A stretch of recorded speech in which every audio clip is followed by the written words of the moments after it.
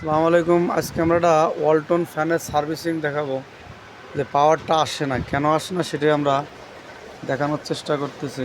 প্রথমত আমরা পাওয়ার কেবলটা সিরিজ লাইনে চেক দেব, তারপর আমরা দেখবো এখানে কেন লাইনটা আসতেছে না। আমরা ভোল্টেজটাকে চেক দিব। এখানে ভোল্টেজটা চেক দিন, ওইটা হচ্ছে প্লাস, এটা হচ্ছে মাইনাস। ওখানে এসএমপিএস বলতে বোঝাচ্ছে প্লাস ভোল্ট, আর জিতে গ্রাউন্ড, গ্রাউন্ড বলতে মাইনাস ভোল্ট। আচ্ছা, এখন আমরা এই পাশে দেখব, এখানেও সেম।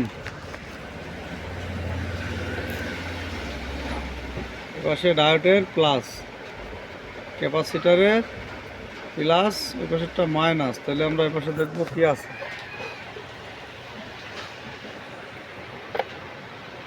এখানে প্লাস মাইনাস দেখা যাচ্ছে ঠিক, কিন্তু আমাদের লাইন নাই কেন।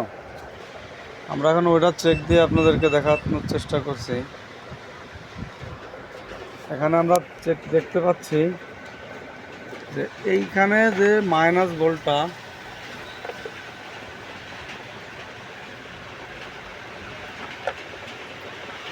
বোর্ডের এই পাশে যদি আমরা দেখাই, এই মাইনাস ভোল্টের তারটা কোথায় গেছে আমরা এটা দেখাবো।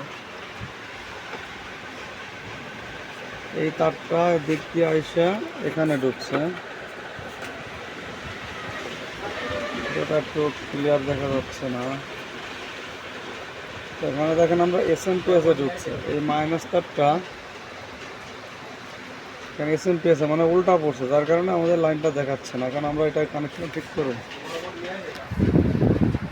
হ্যাঁ, এখন আমরা এই লাইনটা চেঞ্জ করে দেখাবো। প্রথমত মাইনাস তারটা আমরা খুললাম,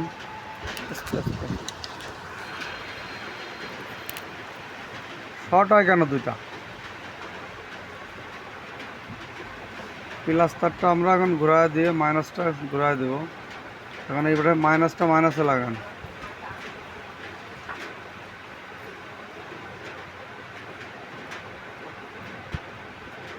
আচ্ছা, এখন আমরা দেখবো যে লাইনটা ঠিক মতো লাগাইলাম কিনা। এখন এসএমপিএস নীল তারটা আমাদের এই পাশে এসএমপিএস এসে পড়বে।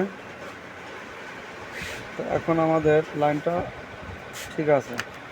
এখন যদি আমরা পাওয়ার কেবলটা আবার দেই, সাথে সাথে আমি দেখতে পাবো আমাদের পাওয়ারটা চলে আসছে। কারণ এখন আমাদের বোর্ডটা ওকে। তা থেকে যেন আগে কাজ করাইছে, ওনারা এই কাজটা ভুল করছে। এখন যদি আমরা সুইচিং করি, সাথে সাথে দেখবেন ফ্যানটা ঘোরা শুরু করবে, তার মানে আমাদের কাজটা সাকসেস। ধন্যবাদ সবাইকে। যারা আমাদের চ্যানেলে নতুন, অবশ্যই চ্যানেলটিকে সাবস্ক্রাইব করবেন, আমাদের সাথেই থাকবেন। ধন্যবাদ। আল্লাহ হাফেজ।